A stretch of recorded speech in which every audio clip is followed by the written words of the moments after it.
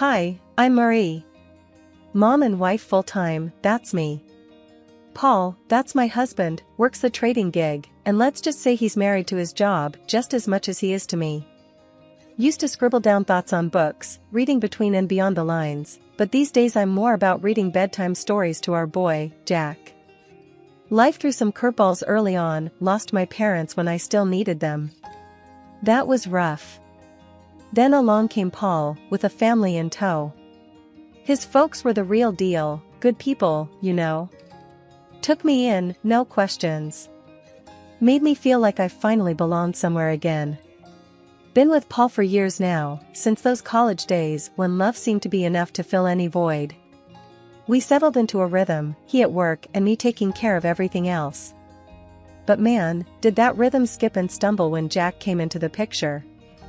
Paul changed, or maybe this was always him, just waiting for a reason to surface.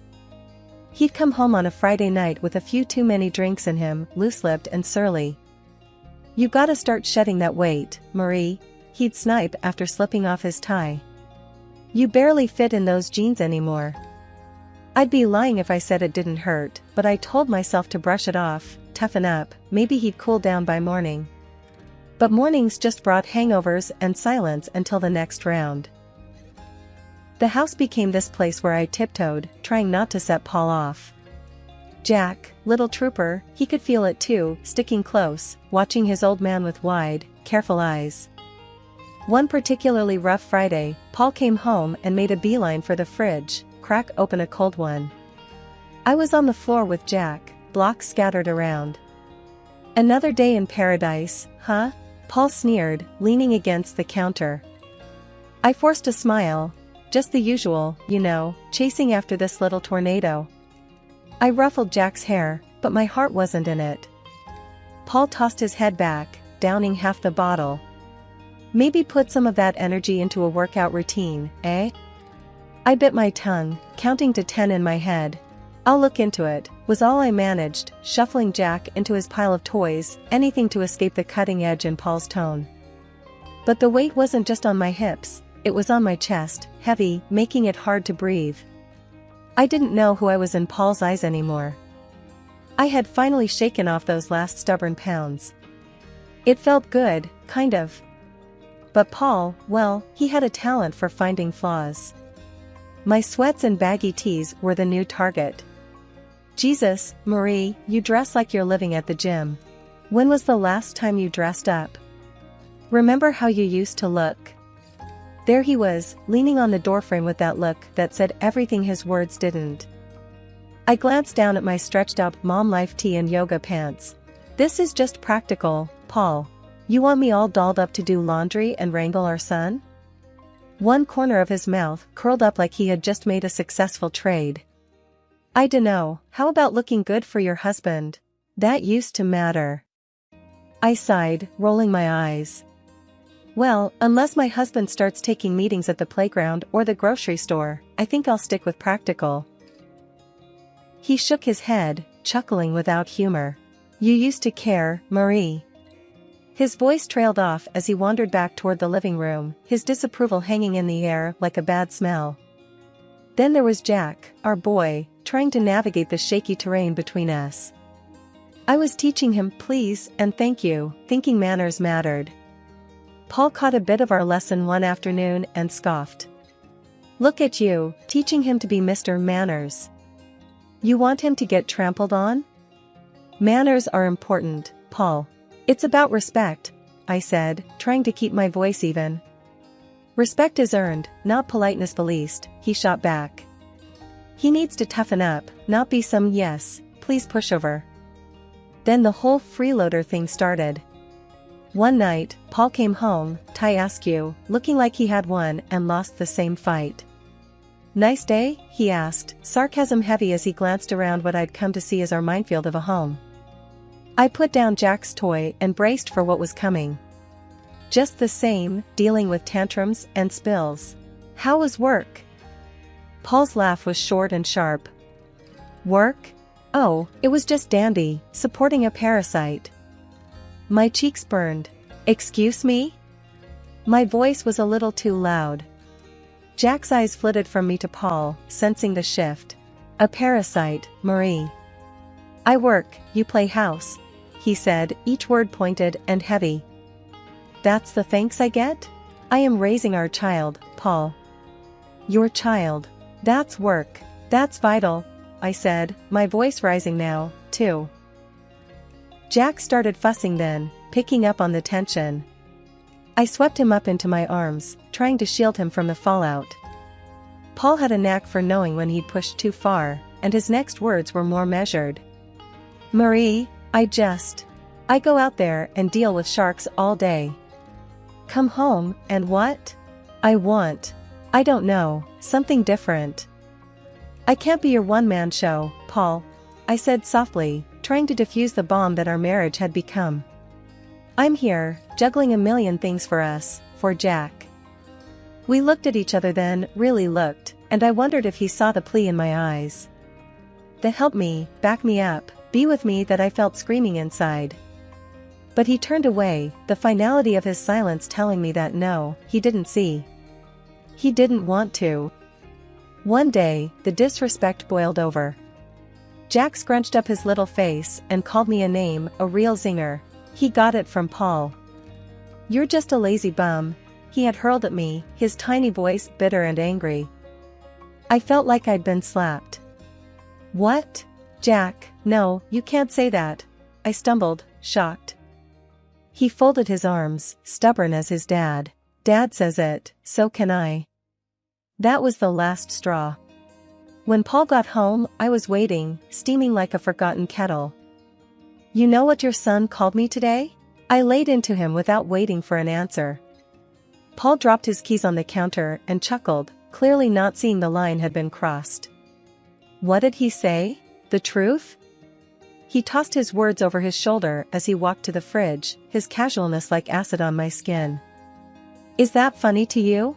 I was shouting now, my usual restraint snapped tight as a dry twig. Your son is calling me names. Paul leaned against the kitchen counter, beer in hand, a smirk blooming on his face. Oh, come on, Marie.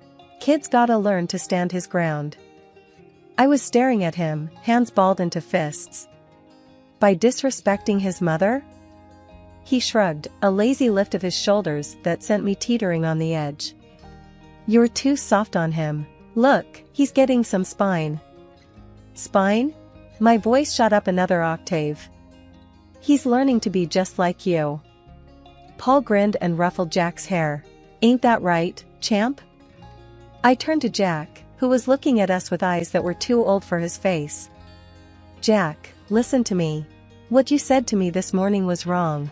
You can't talk to people like that. Jack's chin jutted out, defiant and stubborn. But Dad. I don't care what Dad says, you listen to your mom. I cut him off, my heart thudding like a drum. I was desperate for him not to follow in Paul's footsteps. But Paul wasn't letting it go. The boy's gotta learn to speak up. World's not gonna hand him anything. You keep coddling him, he'll end up. I get it, all right? I get it. I cut him off, feeling the weight of his words like a physical thing on my chest. But there's a line. You don't get it, do you? Paul threw up his hands, that ugly smirk still there. Whatever, Marie. You make mountains out of molehills. I turned from him, that burning in my chest now a churning mess. This is not how I want our son to grow up. This disrespect ends now, it ends here. Paul just took a swig of his beer, and I knew, right then, my words were just bouncing off him. I looked at Jack, really looked at him. You apologize to me, now, I said, the power in my voice surprising even me. Jack's eyes darted between me and Paul, but he knew that tone. Sorry, Mom. The word was small, almost lost in the kitchen, but it was there, and it was a start. I moved closer to Jack, knelt down so I was eye level with him. Thank you. We treat each other with respect in this house, you got it? Paul snorted behind me, but I ignored him. Jack nodded, a hint of my boy peeking through that new sullen shadow he wore. It was a crack in the wall Paul was building around him, a crack, but also a starting point. I stood up, squared my shoulders. We're going to fix this, Jack. No more name calling, no more disrespect. We're better than that. I took Jack's hand, and we left the room, leaving Paul and his smugness behind us. I stood there on the sidewalk, my phone shaking in my hand. It was one of those moments where your gut ties up in knots. There, across the street, Paul was laughing it up with some woman. Blonde, curvy, and looking at my husband like he was the last piece of chocolate in the box. My thumb pressed record before I even decided to.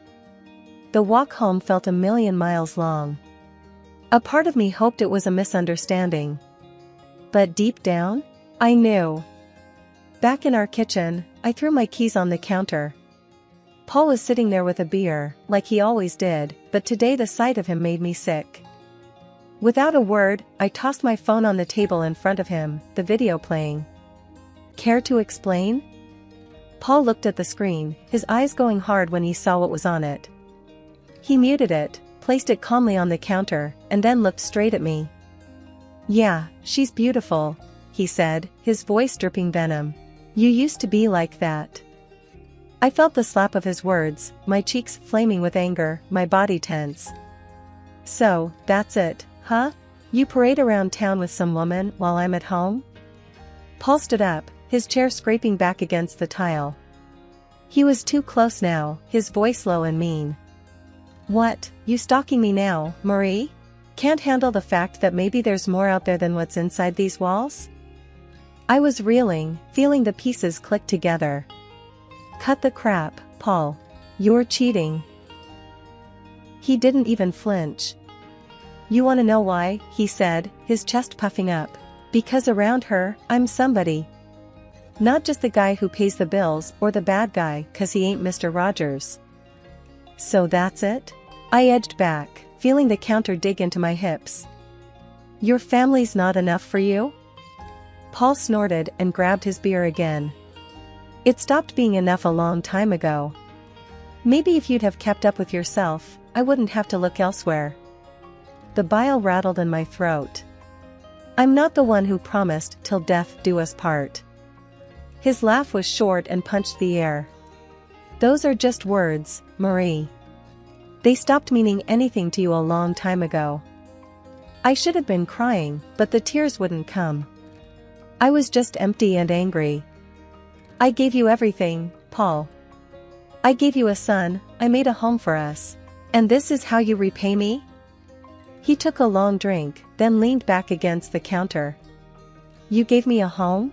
Looks like a prison to me. Same old, every damn day. You think that's a life? We made vows, Paul. I shouted, my voice cracking. Yeah, and you broke them every day with your sweatpants and constant nagging. His face twisted into something ugly, something monstrous. That was the last thing he said before I walked out, my heart numb, anger seeping into every corner of my being. I was on edge the whole ride over to Paul's folks' place. It was gonna be nasty, but I had to lay it out for them. They needed to know who their son really was. His mom answered the door, with a happy smile. Marie, what brings you here at this hour? I just barreled past her. I gotta show you both something. Once his dad came in, I played them the video straight up. His mom gasped, her hand flying to cover her mouth. His dad, red-faced and looking like he'd rather be anywhere else, he barked at me, Paul's gotta stop this nonsense now. And like that, all hell broke loose. That night back at our place, Paul kicked off as soon as I walked in. You had to drag my parents into this, didn't ya? His voice was loaded, ready to fire. Yeah, well someone's got to, I shot back, my nerves steel. He was a storm brewing. With a step towards me, his hand raised, but he didn't get far. You're bad, Jack's voice cut through, strong and braver than any of us. Paul stopped stone cold. Paul's hand dropped, and his mask slipped a second, shock in his eyes. But then he hardened up again, cold as steel. I want you out, he said, spitting the words like they were sour. Take the kid and go. So we went. With Jack's hand in mine, I didn't look back. Bags thrown in the back of the car, we headed for the city, miles of road unwinding like my thoughts. The luxury house was something else, my unexpected inheritance. 2 stories, white columns, and a porch you could throw a party on, all waiting in another city, away from everything that had gone wrong. None of my folks, not even a whisker of Paul or his clan, had ever set eyes on it. When we pulled up to this grand house, Jack's face pressed to the window, eyes as wide as the moon. "Is this a castle?" His voice was a whisper, almost lost in the vastness of it all. "Something like that," I said, a laugh escaping me for the first time in. I couldn't even remember. We stepped into that house, our new beginning. It was silent, save for the echo of our footsteps on the marble floors, bouncing off the high ceilings crowned with crystal chandeliers. The furniture was swanky, left behind by folks I wish had lasted a lifetime longer. I plopped down on a couch soft as clouds, and finally, Jack's laughter filled the rooms. The sound of it was more luxurious than anything else in this place. We explored room after room, Jack running ahead like he was leading a parade. Each new door opened to a room grander than the last. "I call the biggest one," he declared, claiming a bedroom that overlooked a garden already blooming with the promise of spring. Laying him down to bed that night, the day finally caught up with me. My eyes burned with the tiredness of it all, but looking around at the high ceilings, the gold trimming catching moonlight, I knew we were worlds away from where we started. Sitting there, in the quiet of a room too nice for today's shadows, I whispered into the darkness, "We made it, kiddo." Life in the big house slowly shed the shadows of the past. Jack's giggles filled the halls more than the echoes of old fears. Most days, it felt like we had always been there, just the 2 of us, in our new safe haven. The house, with its silent strength, was keeping the world at bay until the day Paul showed up, uninvited and unwelcome. He was at the door in a storm of anger. I opened it and there he was, looking like trouble had followed him around. "You can't just disappear with my son, Marie." I leaned against the door frame, unfazed. "He's my son too. And I didn't disappear. I moved on." Paul's scowl deepened. He glanced around, taking in the opulence of the place with wide, disbelieving eyes. "How can you afford this? I know you don't make this kind of dough." I had to bite the inside of my cheek to keep from smiling. "Well, turns out I had a little left over each month. Who knew?" He raised an eyebrow, a sly accusation in his gaze. "And I'm struggling to cover rent for that old place by myself. It's damn near impossible now that they jacked up the price." I shook my head. He always was good at playing the martyr. "That's not my problem anymore, Paul. I've been using my own savings to cover the gap in the rent for years. Savings that, thank God, I don't need to bleed dry for that house anymore." The greed in his eyes flared up like wildfire. "What, and you're living here in luxury while I—" "Stop right there," I cut in. "This isn't your concern. This," I motioned to the grand house behind me, "is mine. Mine and Jack's." Paul took a step forward, but I didn't back down. "Look, I came here to fix things. I'm saying I forgive you for all this, sneaking around." His audacity almost knocked the wind out of me, but I had a little surprise that would put the brakes on his charade. From behind the door, I pulled out the divorce papers and slapped them into his chest. "And here's what I'm saying. We're done." He looked as if I'd slapped him with a physical hand, his face twisting through confusion, rage, and then settling on calculating desperation. "You can't do this. What about Jack?" I stood taller, my resolve like iron. "I'm doing it for Jack. He doesn't need this chaos you bring. Sign the papers, Paul. It's over." He glanced from the papers to me, then back again, his posture deflating slightly. "You'll regret this. You can't make it alone." "That's where you're wrong." I smiled, not from humor but from a deep-seated confidence. "I'm already making it. And without you, we're doing more than just fine. We're thriving." With a shake of his head, Paul looked like he wanted to say more, but he didn't. Instead, he turned on his heel and strode away, clutching the papers like they were a snake that could bite. Once he was gone, the house seemed to exhale with me. I closed the door gently, turning back to the life I had fought so hard for. Life had a way of tossing stuff at you, hard and fast. It was Thursday, the kind of day that should have been easy, but it wasn't. We shirked dinner for a bit, setting up ramps out of old books and watching the Lego car stupidly do flips and land upside down. Jack's laugh was infectious, the sort that wiped clean the worry lines off my face. His enthusiasm was a reminder that amid all the crap, there was still good, simple, unadulterated good. Then it came, a banging on the door that made my stomach drop and my face lose all its motherly warmth. Paul had a knack for bad timing and worse entrances. I pulled the door open and there he was, looking like he'd just come from a bar fight or lost a bet. "Paul, what's up?" He scowled, that usual look he gets when he thinks the world owes him. "So, this the high life? You playing house with my Jack while I'm scraping pennies just to get by?" Jack peeked from behind me, a knight in Lego armor. "Hey, screw off, Paul. Don't talk to my mom like that." Paul's face turned a nice shade of tomato. "The hell? You let him talk like that?" I stood there, hands on hips. "He's expressing himself. Something I should have done with you a long time ago." Jack came out from behind me, all fierce. "Yeah, get lost. My mom, my rules." Paul's anger was something else, a storm that had nowhere to go. "You think you're smart, huh? Talking to your old man like that?" Jack squared his shoulders, a small David to Paul's Goliath. "Don't gotta think. I know it. Mom knows it." Paul opened his mouth, but nothing came out. There was Jack, staring him down, waiting. This was no place for Paul anymore, no place for his bluster and noise. After a tense moment, Paul shook his head, muttered something under his breath and stormed off the porch. Jack turned to me with this look, the kind of look that said, "We got this." I nodded, all the agreement he needed. We went back to boiling pasta and racing Lego cars. That's how we do it, simple, nothing fancy. We just keep on.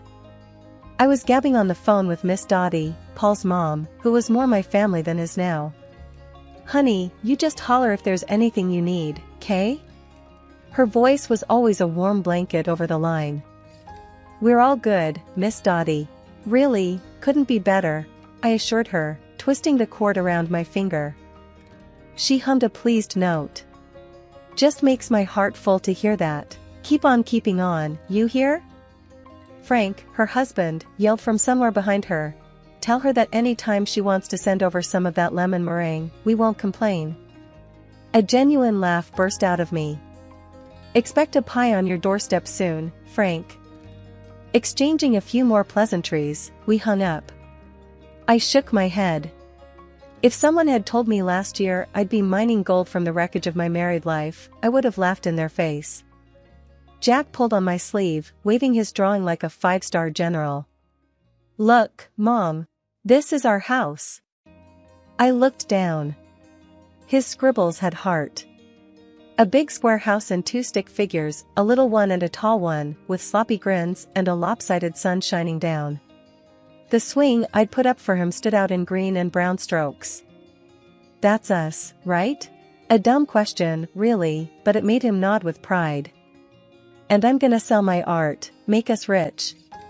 There was serious conviction behind his toothy smile. "If you do, you're buying me that fancy coffee I've been eyeing?" I nudged him with a wink. He nodded, his expression all business. "Only the best for my mom." And just like that, the knot in my chest loosened a bit more. Sundays were like that, full of little miracles. The thing was, life had done a real number on us, but it was looking up. Paul got slammed by the door he let hit him on his way out. The fancy house he rented to impress his mistress? Turned out to be a couple of sizes too big for his wallet. Now he was cooped up in a tiny apartment, the kind of place his pride wouldn't have let him consider a year ago. And the mistress? She hightailed it the minute his pockets turned up empty and his promises hollow. But that was a tale for some other time. Right now was about Jack and me, and the park we were marching to, hand in hand. We stepped out, and the door clicked shut, a soft full stop to one chapter before immediately kicking off the next. Jack tugged me towards the park, his excitement bubbling over. I didn't glance back at our home, no need. Ahead was everything that mattered, me and my boy, parts of a world that kept on spinning, even when you felt like you'd fallen off.